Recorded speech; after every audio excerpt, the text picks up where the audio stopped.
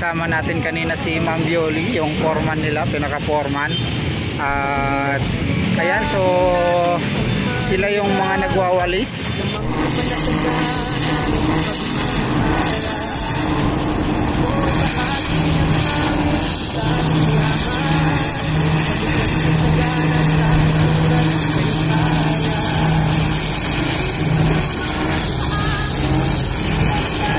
Hanggang doon sa may Dagupan Park, hanggang dito sa may Plaza Moriones. So yan, thank you sa kanila at sa patuloy na pagwawalis nila dito sa ating So yan guys, nandito tayo ngayon sa may Plaza Moriones. Ayan, kasama natin yung mga DPS. Sino yung yung foreman, okay. Ayan, kasama natin yung foreman tanghali. Ayan, DPS Moriones, area, Moriones. Sa ano ba yun? Sa ano kayo nung nagwawalis si Sir Mario kasi ano sa kanya yung mga halaman? Oras mo naman yung video. Kami sweeper nagwawalis. Video pala, sorry. Video pala si Sir Mario. Ano kami, Santa Maria, Plaza Moriones, to Dagupan Bridge.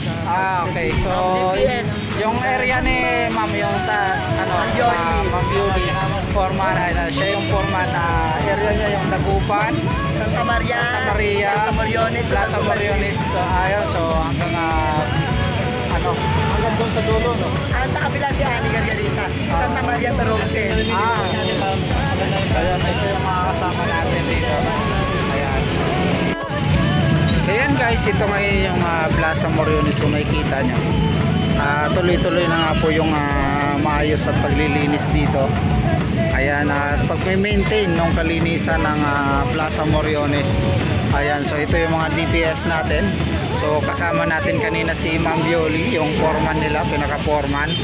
At ayan, so sila yung mga nagwawalis hanggang dun sa may Dagupan Park, hanggang dito sa may Plaza Moriones.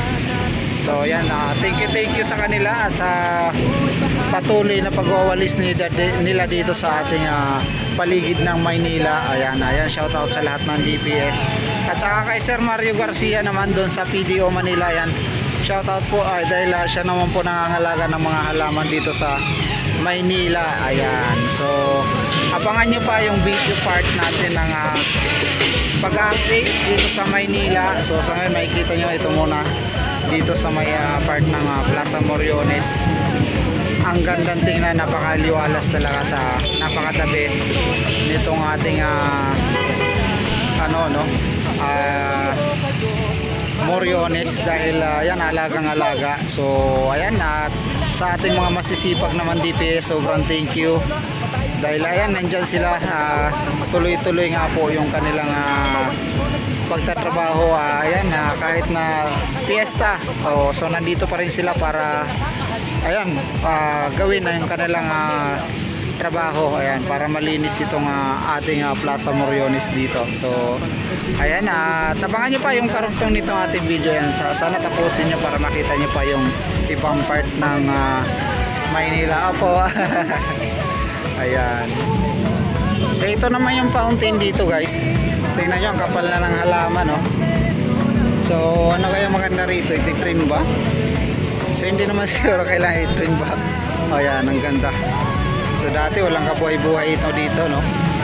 Ayan, so yun naman yung island doon, Center Island. So papunta dun sa may pier. Laki na lang nabago din dyan, at puro puno. Ayan, so Plaza Morga dun sa kabila.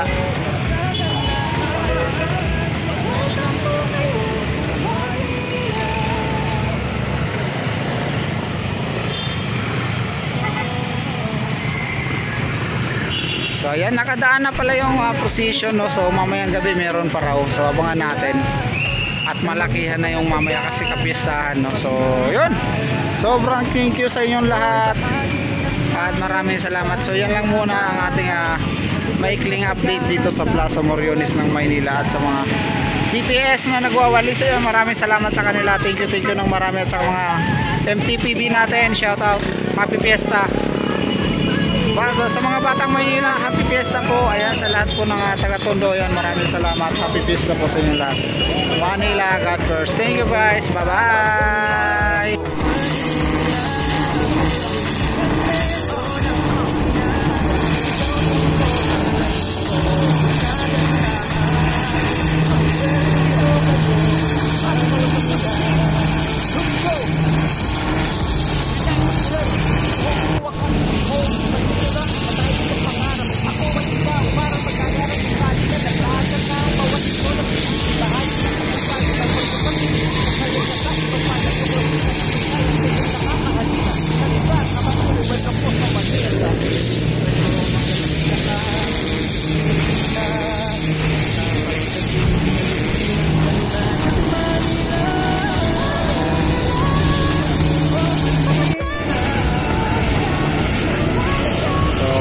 Para matanggal yung alikabok dyan or malinis yung pinaka ano niya, plaza.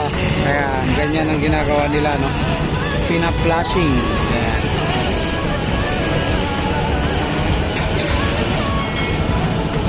So yun, shoutout sa ating viewers, lahat na nandyan. Ayan, shoutout sa inyo lahat. So yun yung ginagawa nila dito. Pag marumi na yung pinaka ano, no, plaza ng Cartilla. Ayan, pinaka hallway ng Cartilla. Ayan, pina-flashing nila.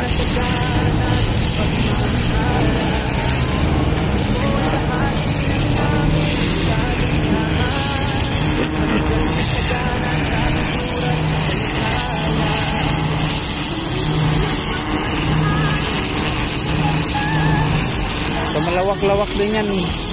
Dati yung pa-flashing 2 hanggang 3 truck. So ngayon isa lang. So baka ito lang yung naka-schedule dito, no? So doon sa kabila naman, dati nagsasalubong yan sila, pero isa lang itong truck na nandito. So ito lang yung magpa-flashing dito.